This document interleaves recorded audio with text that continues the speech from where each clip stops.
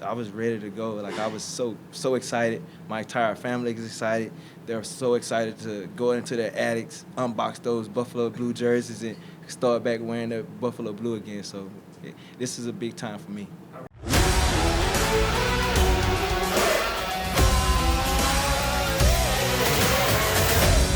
All right, welcome back to the Buffalo Plus channel, presented by Connors and Ferris. Mike Catalana, I am Jenna Cottrell. Dan Fates with a veteran day off before the NFL draft. Please be sure to like, comment, subscribe, and share. You know how much we appreciate it. All right, Mike and I just got back from Orchard Park today. We got to talk to Brandon Beane, Josh Allen, Trey White. We'll talk a little bit about James Cook as well. The NFL draft coming up. The Bills have OTAs this week, so there's a lot going on. But I want to start with Trey White because we got to hear from him today as he's back with the Bills. And I think it was a pretty, I don't want to say emotional press conference, but what would you make of it? I loved it. I loved did it too. And because he felt like Trey pre-injury. Yes. Injuries. Joyful, engaged, happy. Yeah. And it's been a lot. It feels almost longer than a year that he hasn't been with the team. Yeah. Right? Because it was only a year ago at the end when they ended up releasing him. And then, even though he went to two really good teams, the Rams and Baltimore, it was not a great year for him. No. And I thought his mindset coming back to the Bills was something to behold, something to really listen to. And when I say that joy, he's had it. He had it for most of his time with the Bills, and the injuries took some of that away from him. He just wasn't happy. He's happy now. He's content. He's very happy to be back in Buffalo. Here's what he had to say about this opportunity and what it means to him. You get here, it's just a feel. Like me walking through the door yesterday, it just seemed like I never left. Like so many familiar faces, some new faces too, but I just felt in place. I felt home. So for that, like, I'm forever grateful, and I'm so thankful to be back for sure. This is the Trey White that we love to see. Yeah. Right? Just like so grateful for the opportunity, but I think he brought so much light and fun to this team as well as talent. And so I've had this feeling of like, I hope he can really play well because of the injuries that he has had. He has this opportunity. He's where he wants to be. He obviously loves this team and coming back. Now, I've had people ask me, like, what does this mean in terms of the Bills and for their draft? Does this mean they're not going to draft a corner? The Bills signing Trey White does not do anything for their draft plans. They are still going to draft a corner. We expect that to be the case. So that being said, I think it's just a really nice add.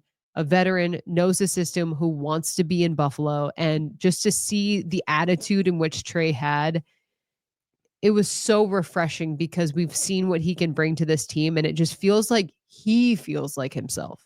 He's only 30 years old. Which is crazy. Yeah.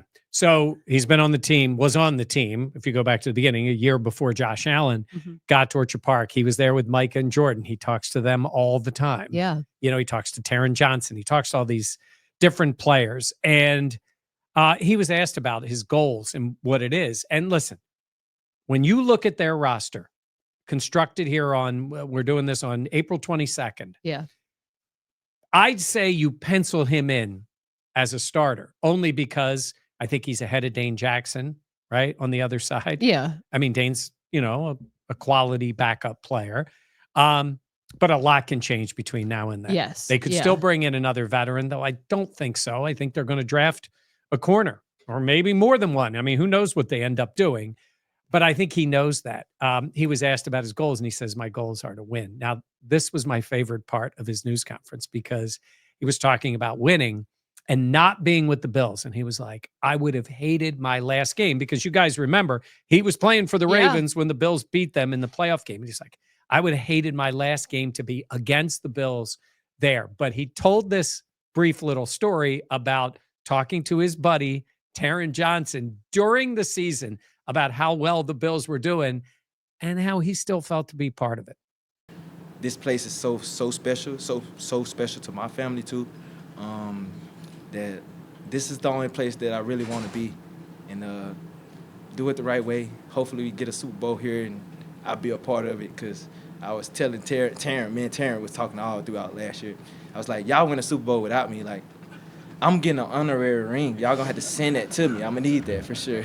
Because I feel like I played a part in it. But An honorary Super Bowl ring. So now I love that. It's just so Trey, though. it is. So now, instead of being honorary, he can go try to get one with this team, which would be something if he could do it. So he's kept in touch. It's wild to see him and Christian Benford.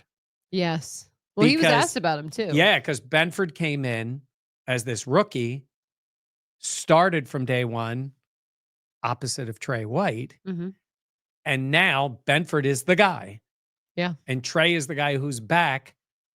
I won't even say hoping to start. He never gave this impression like, he's like, everybody talks about him being competitive.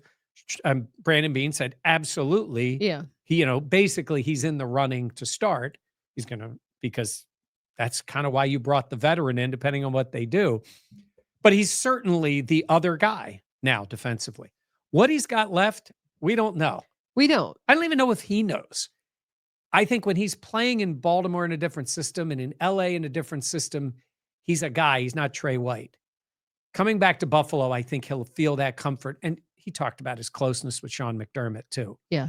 And they've had that. Sean's first draft pick. He was the guy. Yeah. That he took. He also talked about how he was watching Bills games when he was not with the Bills this last year, being like, "Oh, they're in this package. They're doing this." Like, I just think it made sense why he wants to be back. And I think for this team, what he can offer. Again, we don't know what he has left in the tank. Right.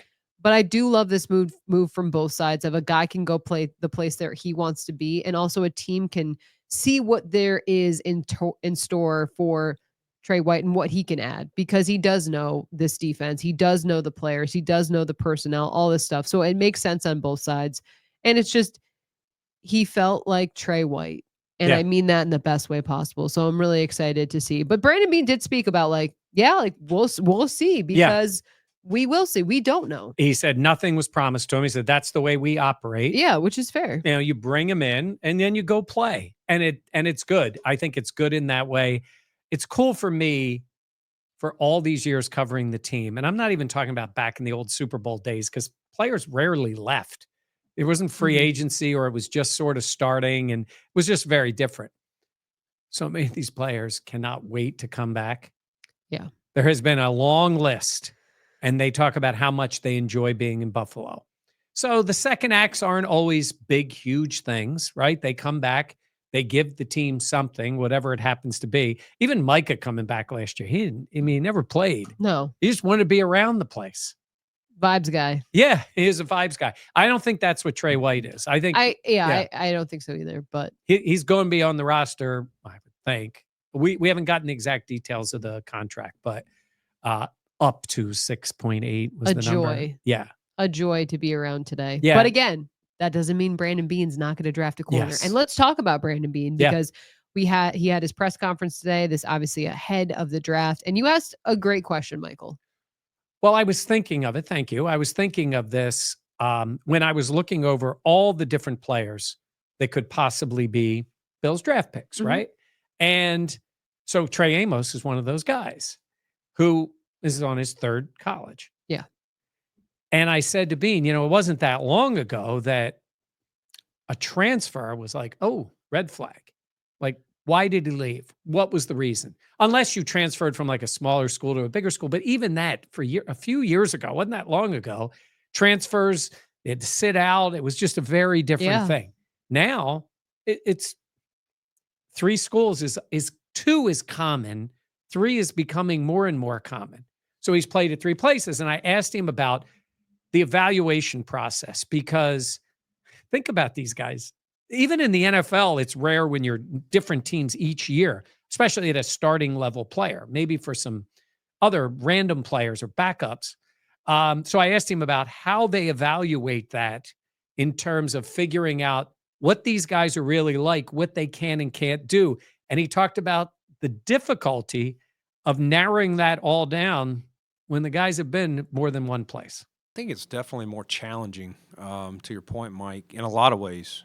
You can have a young man that's been at 3 schools, so you're trying to you're trying to talk to people at his original school, at school 2, and at school 3. And school A loved him, but didn't have a great fit for him. School B thought he was better than he is, thought he was entitled, couldn't wait to get rid of him. And then school C loves him. So you're trying to put all the pieces together. Are they mad that he left, or was that the truth of the player? And that's the character, the DNA. You know, it used to be a lot easier. You got a player at, University of Buffalo. You just go over there and you talk to trainers, the coaches, the staff, and you get kind of a consensus of what the DNA, how this person operates, and then you grade the player.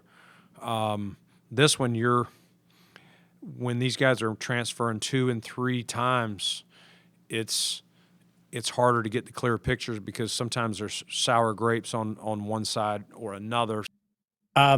Yeah, he went on and on in that answer. He gave me a pretty long answer about that process. And I really do understand what he's saying, because you look at it and you go, sometimes if the player's at one school and they make a change in coaches and maybe the scheme is different, and you look at production, because you will see some really accomplished players in this draft who were better as sophomores or juniors, depending on their year at the school, than they were the next year at another school, right? Yeah. But they go to a different system. They're there for 1 year. That's the thing. Schools are offering money. You may not be going like, oh, I like this program because they play more press man coverage. You might be like, ooh, that looks nice, that check. That's it. Yeah, and I can't fault get it. anyone for that, yeah. But, that part of it I find to be really interesting for Beane.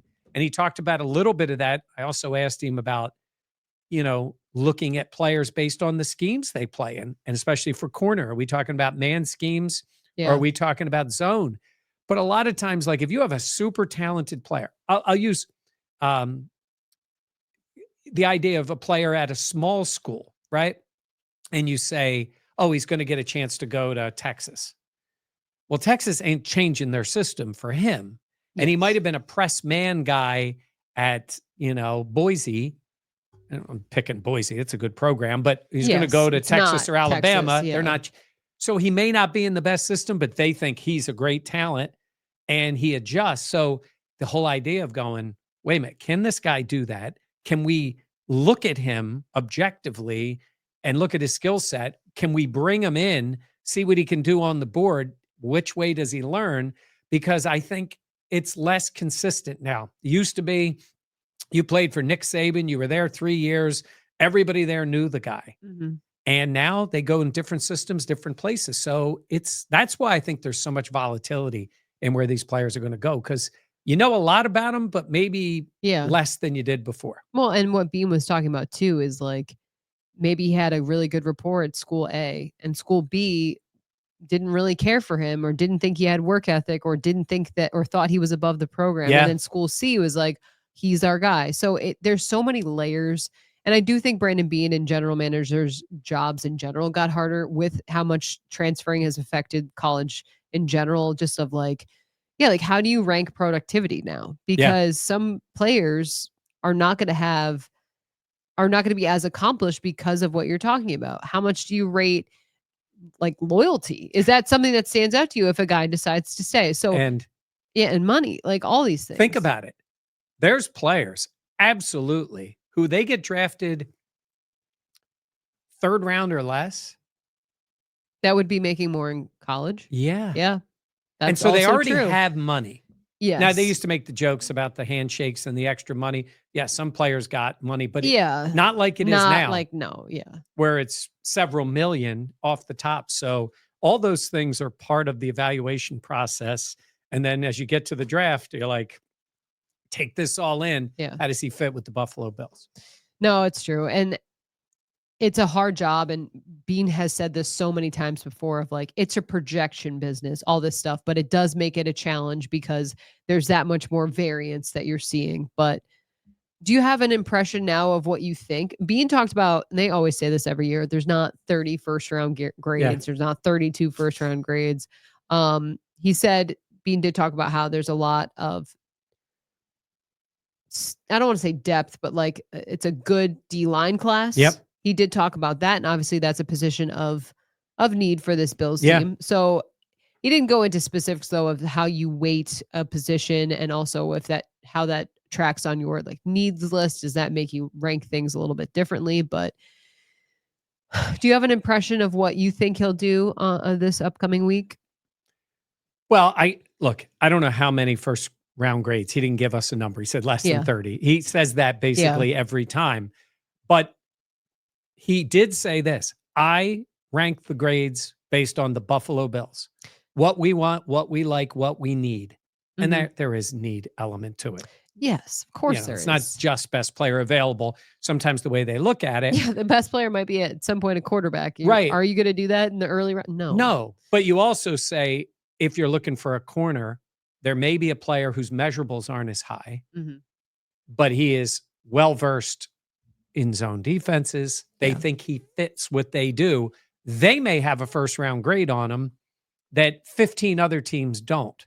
So that player could slip and be towards them that they make a move up. I'll say this. In my opinion, it is 65%. Well, I'll say this. Either trade up or down. He could obviously stay at 30. Yeah. I'm saying is, so I'm going to take stay at 30 out of it. Okay. I say 65% he trades back. 35% he trades up. They're at 30 already. It doesn't take much. Right. If you were at 18, it's funny. You don't see that as often. You don't see a team drop from 18 to 22 or 23. Yeah. It can happen. It's because he's going to go to the second round. Yeah. Which is a different contract. So you're only moving back a few picks. Unfortunately for you watching at home, that means Thursday was a waste. So crappy. But then you look at it and you go, you've got 3. And if you add a pick, in my mock draft, they had a third rounder. So you have 4 on that day. But I would think that depending on what's there. Now, again, I don't know if you know this, but we're not in the room. But we're in the building. But they may have one of these corners that they really want to target. And they would take in the first round. But it might be a D tackle. It might be an edge player. I still think those are the 3 spots. It was interesting. Beane was asked about wide receivers. And I can't remember who asked it, but they said about like everybody eats, right? I think it was John Scott. It was John Scott. Does everybody eats? And then it was like, well, what about like going for a wide receiver? And he's like, we're not passing up on good players because we say everybody eats, Because Josh Allen has a hat made. Yes, he did. He was wearing it. You'll see that in a minute. Yeah. That said that. So could it be a wide receiver? Yeah, I guess. I don't expect that. I don't expect that either. Now, this is where you have to take like what I would like to see and what I expect the Bills to do. I would be totally fine if they took a wide receiver. That being said, I don't expect that to be the case. I completely agree with you. I think it'll either be D tackle, an edge rusher, or a corner. That is where I have my mind at. I think if they stay where they're at, or they trade up, I could see it being a D tackle. Well, I say that. I think it'll be a D tackle early on. My estimation is that it would be a D lineman at least with the first pick. But again, there's a lot of depth at that position being said. So does that mean you can feel comfortable moving back, or you want to go and address your cornerback need first because there is depth at the position? It changes up. And Beane also talked about this. There's so much variance in where guys are graded. Yeah. And he talked about how this year that does feel like a little bit more extreme than in years past, which I thought was something to know because obviously he's been drafting for a while now at this point. But it does feel like, and Daniel Jeremiah said this, there's not stars in this draft, but there's starters, and you have to go out and find them. So I think that there's that layer as well. But yeah, I'm going to just say this right now. We were stunned that he was still on the board when we were picking. We had a first round grade on him. Love that line. Yeah, they will all say that. They'll say that about Keon, even though they passed on him twice. Yes. That's also why I would like for them to get a receiver early. I think that. Hey, I'm not disagreeing. I'd take a wide receiver. Yeah. I still think with 30 points a game, they like to say that, and all that they did was great. Yeah. There is an element to the offense in the passing game that is still missing. I agree. And the guy who filled it a little bit last year is gone. I And that would be one Mr. Mac Hollins. I agree.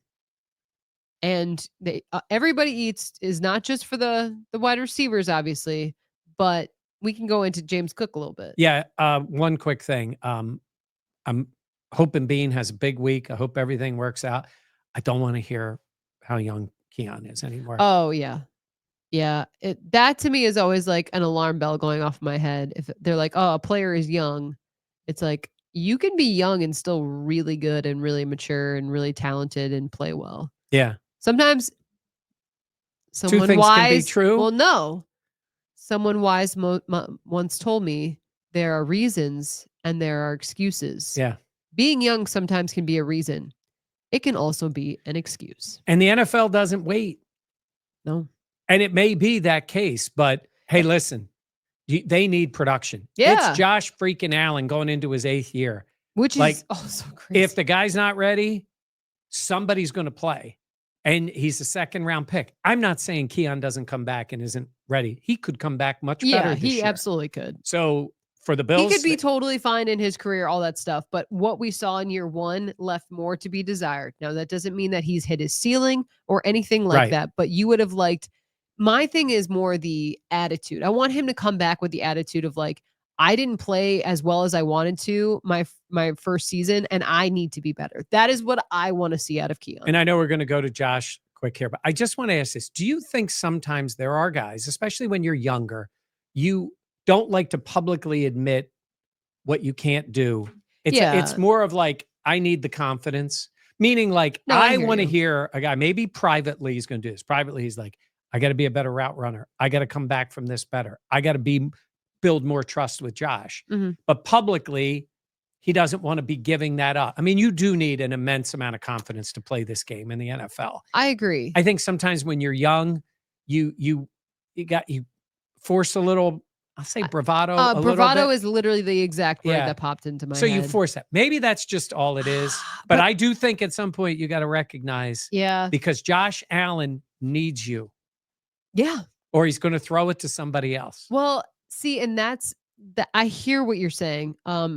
I don't know what it's like to be in the mind of a elite professional athlete. I can explain it to you. I was just say, but I do want my guys to be accountable. Yeah. And I would prefer if you were accountable in all settings, because that's what I would expect of myself. Now, again, I've never been put into that light before, but I think for Keon and for a lot of these younger guys, I always would like it, because here's the thing.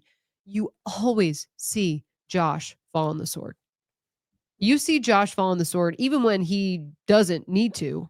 I should have been better. That needed to be a better throw. I was too careless with the football. I didn't do enough. I did this. I did this. And so I want other guys to also say, you know what? I wasn't good enough. I should have practiced more. And you're right. Maybe that's, they know. And because they know that, they want to kind of shield themselves a little bit, but we'll see. To much, what is it? To those who it's given, too much is given, much is expected. Yeah, usually. That's either from some great philosopher or from the Bible. I don't know. But somebody's going to be in the chat saying this. But you are high draft picks of the Buffalo Bills. And that includes... Heavy is the head that wears the crown. How about that? I don't know if either of them have the crown yet. Josh has the crown. Well, no, Josh has the crown, but I'm saying if you are a high draft pick in my head, you are... Their top 2 draft picks Yes. the last 2 years. Yes, you're right. Maybe guys not the crown, but I'm saying that that metaphor or whatever works well for I'm them. going to end with this. Josh Allen needs more from them, and they've both been semi-called out by the coach and the general manager.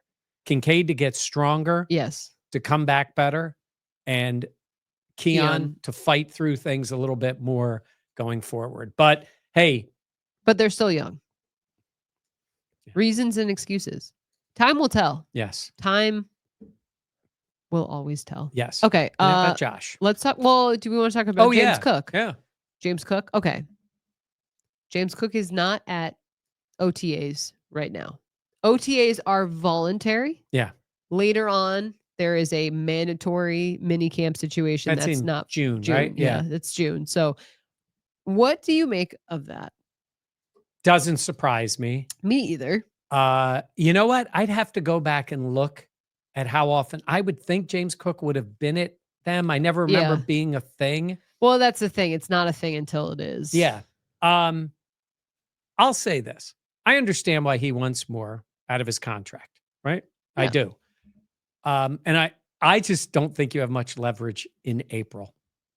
That's totally fair. There's still free agents out there. There's trades to be made. Oh, and by the way, you got a draft filled with running backs. I'm not saying the Bills want to get past him. I think the Bills would expect him. He will play this year. By the way, he's not sitting out. No, I just don't think. Now, Beane said, "Hey, he's not here. Doesn't mean he's not here next week." And he said he loves James. He said it in every setting. Yeah, that he loves him. He still loves him. That's good. Yeah, but if I was in that spot, I would not be using my leverage in April before the draft while there's still roster spots to be filled. I might use it later. I might show up and then later do it. But if he believes this is what's going to help him get something, then he's got to do what he's got to do. What do we always say? Watch what they do, not always what they say. They draft a running back. That to me would be like, oh, that's interesting. Or there's a veteran out there because other teams are going to draft a running back, and then there may be veterans that are available. That is also true. So, and add. I'm not trying to take this to the next step. No, but it's following that pattern where you don't show up at that. But again, when I talk about leverage, they ain't playing a game for a long time still. So I wish they were. I don't think we're almost exactly at the halfway point between the end of the season and the beginning of training camp. Really? It's almost the exact same amount of days from when they lost to the Chiefs to now that it is from now to the beginning of camp. I did not know that. It feels like it's like 82 days, something like that. This first half, I feel like always takes the longest. Yeah. And then after the draft, it's like the schedule release, and then there's some OTA stuff, and then mandatory. And you get married in the middle. Yeah. Yeah. That's crazy. Still so much to do. Makes me want to throw up. Okay. Let's talk. Josh gets married too. Yeah. I know. I don't think he has to plan his own wedding though. No. He was cool. It's good to see him today. I was gonna say he was funny too. He talked about how he hasn't been on social media much, and he didn't even realize the Bills signed Trey White. Okay, I don't believe you don't believe that. I thought it was funny. It was funny because he was like, he walked in, he's like, "Is that Trey White?" You mean nobody texted him and said, "We signed Trey"? Yeah, it's Trey freaking White. Yeah, that's fair. So I think he was playing that up. I was just so gullible there. I think it was his way. That's so funny. I think it was his way of bringing up that he's personally just said, "I'm getting off social." You know what? That is so true. Yeah. I could see Josh. Yes. Which, by the way, I don't believe that. You might not interact as much, but I just think he's in that little bit of that world, that Hollywood world too. Yeah. Because she is, and she's successful. Yeah. I think it appears that she's been awesome. I want to see that movie. And Josh gave it a good review. Go watch it. Go watch it. That was his take. Yeah. So I think sometimes you can see a lot of stuff. It is funny when he's her boyfriend or her fiance, not his. Yes. You know what I mean? Yeah. Because in that world, it was like, it's not maybe quite at that level. It's pretty close. When Tom Brady was in these fashion magazines. Yes, as Giselle's husband. Yes. Is kind of funny. That is hilarious. Yes. Well, and he's had more work done than her. You're talking about Tom Brady. Yes. I was going to say, I was like, not Josh. Not Josh.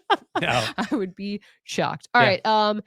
He did say, well, why don't we talk a little bit about, he did say first that he has reflected on the Chiefs' loss. Yeah. Was a lot of woulda, coulda, shoulda, which makes sense because obviously the way the season ended. He talked about how he's, in off-season mode. He's been working on some mechanical stuff. And he also said this, and I think Bills fans will love to hear this about this past spring. It's the best I've felt physically after a season. Really didn't have any ailments. I didn't take too many hits this last year. I was the least sacked quarterback in the league, and that's thanks to the type of scheme that we're running and how well our offensive line played. So the body felt good. Yeah, I mean, I took some time off to let my body rest a little bit, but not as much as I need in the last few years. Yeah, I mean, I think that's encouraging. Oh, that's big. Yeah. No player wants to have to go into the offseason. Look, he's got a lot going on. Yeah. Josh always keeps himself in in good shape. I don't think he's workout warrior. I think I don't think he's. He's not Luka Doncic.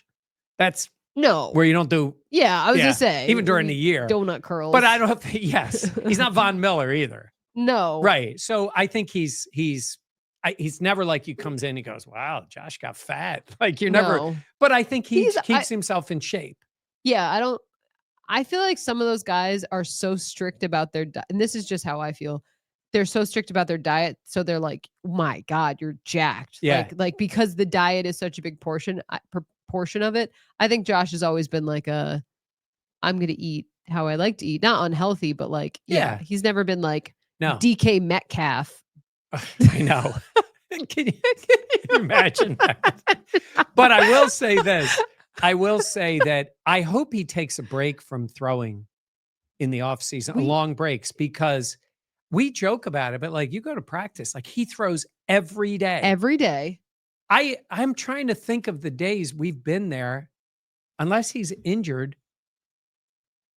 You know, like he throws almost every day. multiple times. Yeah. So that's a lot of passing. Yeah. Like, you know, you've That's just a- not yeah. seen it. So I think they take some Sorry. breaks. Still- Jacked up Josh. that would be so funny. I know. All right. Anything else? No, live here Wednesday night, 7:00. Dan, Jenna, myself, the three of us to get you ready for the draft, take your questions, all that.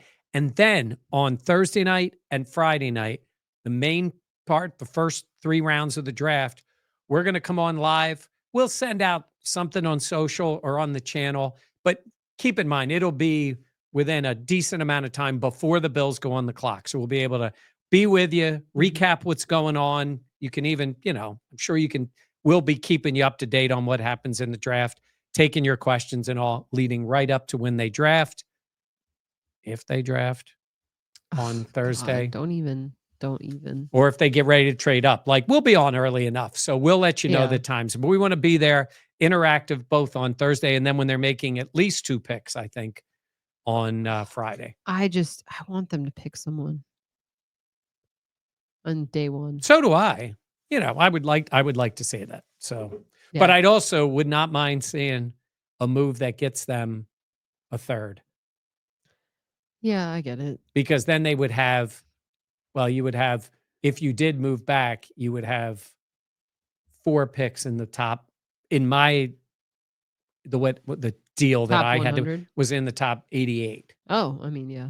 So there's some quality players there. So we'll see. Yeah. We'll see what they do. All right, be sure to join us. For Mike Catalana and Dan Fates, who's not here, I'm Jenna Cottrell. Please be sure to like, comment, subscribe, and share. We always appreciate it. We will catch you next time, which is tomorrow, on the Buffalo Plus YouTube channel. Thank you so much for watching. We'll see you tomorrow. Presented by Connors and Ferris. So close.